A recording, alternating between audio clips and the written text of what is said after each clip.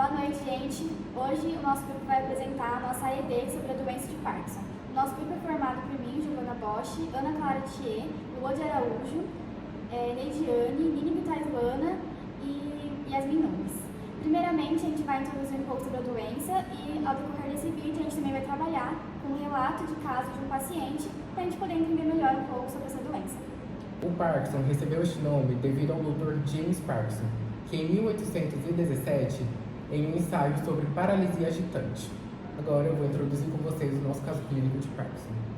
Nosso paciente é um homem idoso de 72 anos. Ele vem sendo acompanhado desde 2017, após apresentar um quadro de acidente vascular cerebral. No momento do diagnóstico, ele apresentava hipertensão arterial e dislipidemia. Além disso, durante essa avaliação inicial, foi constatado que o paciente também apresentava Parkinson, que é uma condição neurodegenerativa progressiva, ou seja, tem sintomas motores e não motores. A partir de então, foi iniciado o tratamento medicamentoso e fisioterapia no paciente. No entanto, o paciente possui histórico de uso irregular de medicações, além também de ter histórico de alcoolismo em sua vida, o que impactou diretamente na progressão dos sintomas e na resposta terapêutica desse paciente. O Parkinson é uma condição neurológica neurodegenerativa, ou seja, afeta o sistema nervoso central e principalmente o sistema locomotor. A segunda doença neurodegenerativa mais comum, ficando atrás apenas do Alzheimer. Inicialmente, o paciente apresentava tremores em repouso, lentidão em movimentos, rigidez muscular e dificuldade para manter a postura. A condição era acompanhada de ansiedade e depressão, com o qual já foi iniciado o tratamento farmacológico. Porém, com o uso irregular dos medicamentos, não teve a resposta que estava sendo esperada nesse tratamento. Exames de imagem revelaram uma condição subdural frontoparietal bilateral que causa uma queda de sua altura, o que levou à necessidade de uma drenagem cirúrgica do hematoma que ficou no cérebro. Em 2022, o paciente desenvolveu um distúrbio urinário, no qual foi inserido um catéter para a drenagem. Apesar das intervenções, o quadro de saúde geral do paciente permaneceu bastante comprometido. Bom, agora então eu vou falar um pouco sobre a fisiopatologia da doença de Parkinson, ou seja, como ocorre essa doença. A gente tem então as células nervosas e também boa parte dos glândulos basais, que é a chamada substância negra, que nessa doença eles vão se degenerar. Para se aprofundar nesse assunto, os glândulos basais eles são um conjunto de células nervosas que são localizadas profundamente no cérebro. O que eles fazem? Eles ajudam a iniciar e também a suavizar os movimentos musculares que são intencionais. Então, quando o cérebro ele origina um impulso para promover para o músculo, esse impulso ele vai passar pelos glândulos basais. E os glândulos basais, assim como qualquer outra célula nervosa, ele vai liberar mediadores químicos, que são os neurotransmissores, para colocar adiante esse impulso. Acontece que a dopamina é o principal neurotransmissor aqui nos glândulos basais e tem como função principal, intensificar os impulsos nervosos para os músculos. Então, no caso da doença de Parkinson, os glândulos basais eles vão estar degenerados e isso vai fazer com que eles produzam menos dopamina e também com que o número de conexões entre as células nervosas e os glândulos basais diminua. E por isso, como resultado disso, os glândulos basais eles não vão conseguir controlar os nossos movimentos musculares da forma normal que eles fazem quando eles não estão degenerados. Então, tudo isso acontece justamente porque a dopamina é o neurotransmissor muito importante e como os glândulos basais vão estar degenerados e não vai estar conseguindo promover a sua função, vai apresentar esses sintomas que já foi dito, como o tremor e o movimento lento. O diagnóstico da doença de Parkinson é feito avaliando-se a história do paciente, seu exame neurológico e a resposta à terapia dopaminética. Não existe marcadores biológicos que permitam fazer o diagnóstico dessa doença. Causas de parkinsonismo secundários devem ser excluídos antes que o diagnóstico da doença de Parkinson seja realizado. A identificação em fases iniciais e, dependendo até mesmo em fases mais avançadas, podem se apresentar de forma fragmentada, o que dificulta o seu reconhecimento. Essas formas são rígida cinética, que caracterizada pela acinesia, que é a perda de movimentos, e a rigidez. E também a hipercinética, que é caracterizada apenas pelo tremor. Eles são fundamentais no diagnóstico da doença de Parkinson, e um dos exames mais eficazes no diagnóstico dessa doença é a cintilografia de perfusão cerebral associada ao medicamento Toradate, que tem afinidade com nossos neurônios. Então ele vai agir como um radiotraçador e fazer a marcação no crânio, e ali nesse exame de imagem ele vai evidenciar se existe alguma alteração que pode lhe ajudar no diagnóstico da doença. O paciente do nosso caso clínico ele foi submetido a um exame de imagem em 2017, onde teve a identificação de um AVC isquêmico associado às alterações decorrentes da hipertensão e da dislipidemia. E ele também realizou exames neurológicos.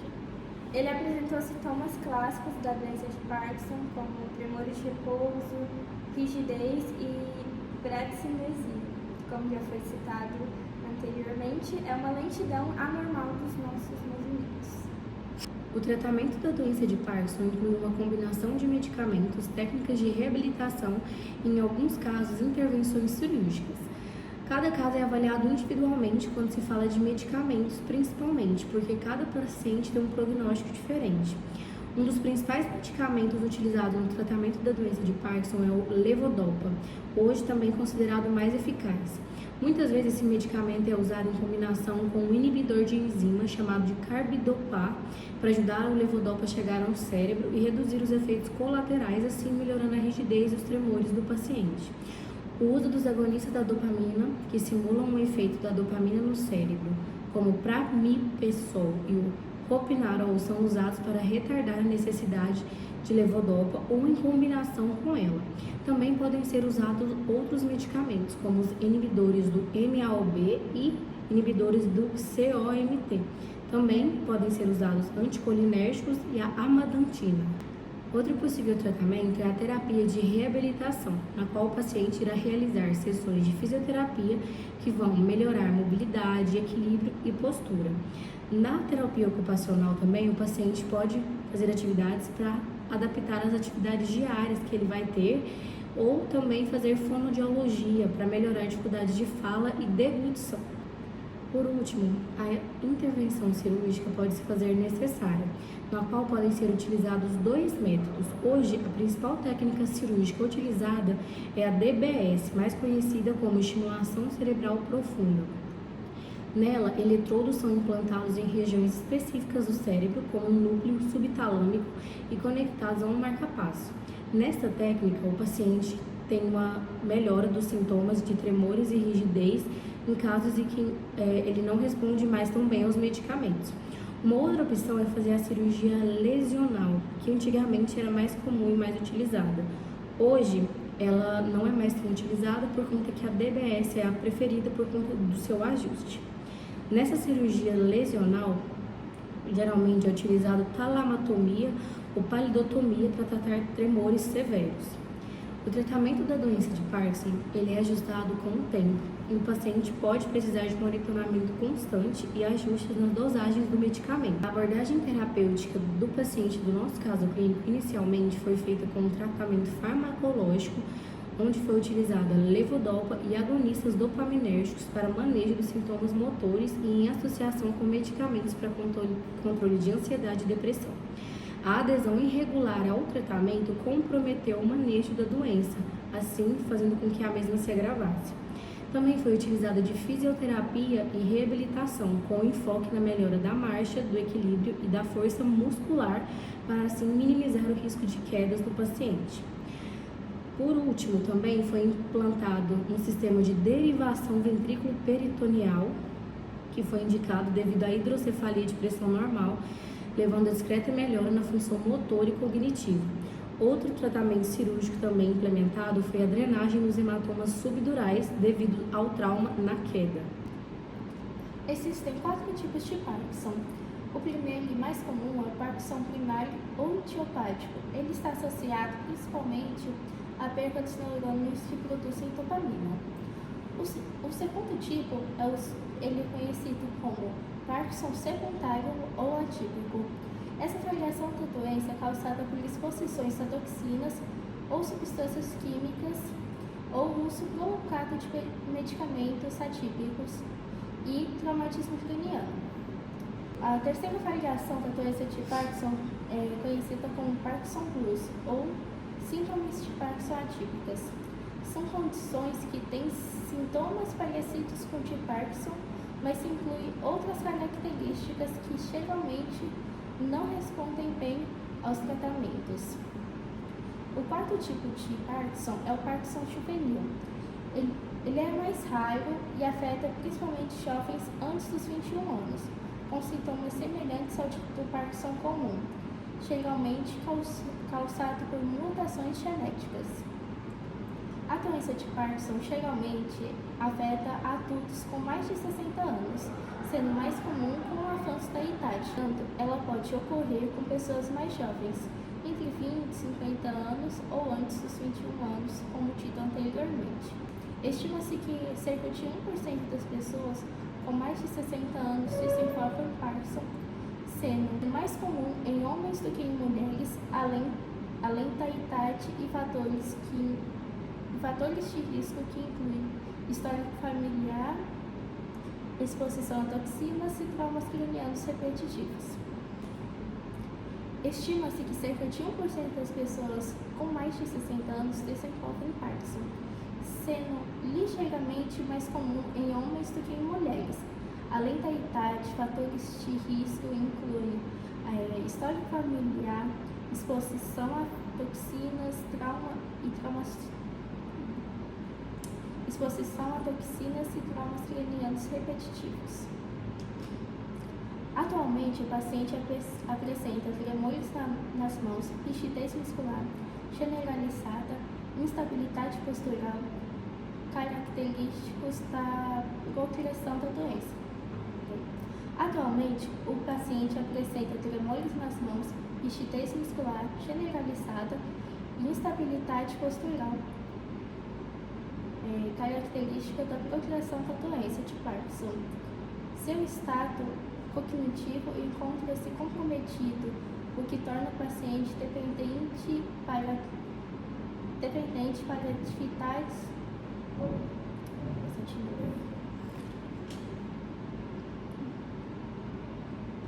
Você quis ficar mais fácil pra você ler? Porque agora tem que ir um pouquinho mais rápido, né, Yasmin?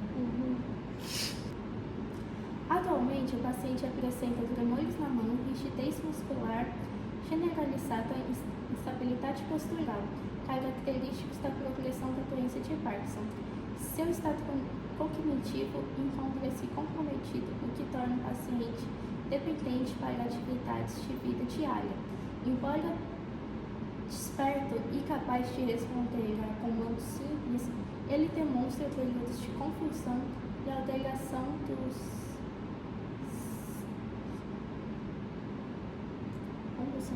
sensório.